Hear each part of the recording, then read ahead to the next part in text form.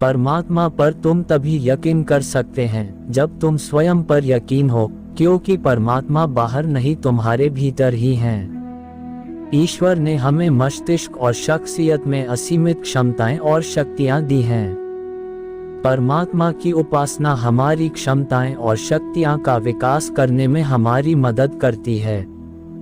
परमेश्वर चाहते हैं कि हम लोगों की मदद करें, मगर यह उम्मीद मत रखना कि सामने वाला तुम्हारी मदद करेगा।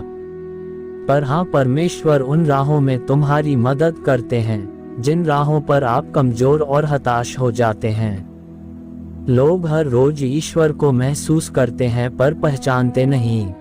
परमात्मा को समझना आसान है, लेकिन जैसे ही हम परमात्मा व्याख्या करते हैं, परमात्मा हमारी समझ से बाहर हो जाते हैं।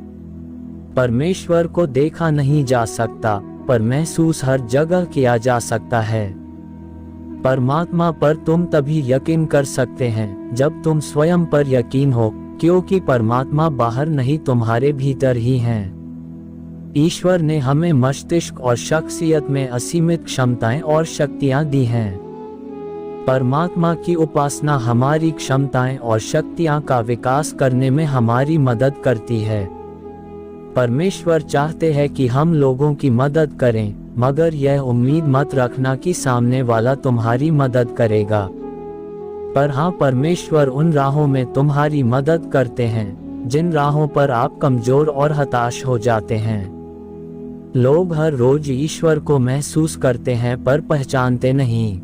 परमात्मा को समझना आसान है, लेकिन जैसे ही हम परमात्मा व्याख्या करते हैं, परमात्मा हमारी समझ से बाहर हो जाते हैं। परमेश्वर को देखा नहीं जा सकता, पर महसूस हर जगह किया जा सकता है। डरता हूँ मैं ईश्वर से और उससे भी डरता हूँ जो ईश्वर से डरता है। परमात्मा एक है और उस परमात्मा को इंसानों की एकता पसंद है। भगवान की मौजूदगी के लिए बुद्धि से प्रमाण नहीं मिल सकता, क्योंकि भगवान बुद्धि से परे है। इंसान परमेश्वर की सबसे उत्कृष्ट रचना है। परमात्मा की सत्ता असीम है, लेकिन हमारी भक्ति कमजोर है। भगवान हमेशा से दयालु है। जो विनम्र हृदय से भगवान से मदद मांगता है, भगवान उसकी मदद जरूर करते हैं। जो ईश्वर की सत्ता में अटूट विश्वास रखता है, उसके सारे कार्य बिना भी उनके संपूर्ण हो जाते हैं। परमेश्वर तो एक ही है, पर परमेश्वर की भक्ति के रूप अनेक। सच्ची मोहब्बत और खुदा एक जैसे होते हैं। जब ये दोनों किसी को मिल जाते हैं, तो फिर कोई ख्वाहिश बाकी नहीं रह जाती। जो इंसान अपने जीवन में सच्चाई की राह पर चलता है, ईश्वर उसके रास्ते की सारी परेशानियां दूर कर देते हैं। मिटाने से नहीं मिटते ये तकदीर के लेख, अच्छे कर्म करते चल फिर उसकी महिमा देख। स्वर्ग और नर्क केवल हमारे दिमाग की उपज है। इंसान अपने कर्मों का फल इसी धरती पर भोगता है। 100 साल की जिंदगी नहीं चाहिए भगवान, चंद लम्हे दे दो लेकिन हो बेमिसाल। फुर्सत नहीं है इंसान को कि कुछ पल याद करें भगवान को। ख्वाहिशें रखता स्वर्ग की लेकिन पहुंच जाता शमशान को।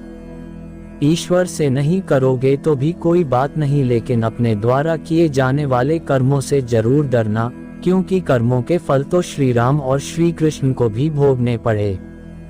कर्म में यकीन करना, स्वयं पर यकीन करना और स्वयं पर यकीन करना भगवान पर यकीन करना होता है।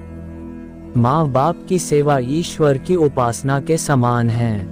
अपनी औकात में रहना ए जन्नत, हम तेरे मोहताज नहीं।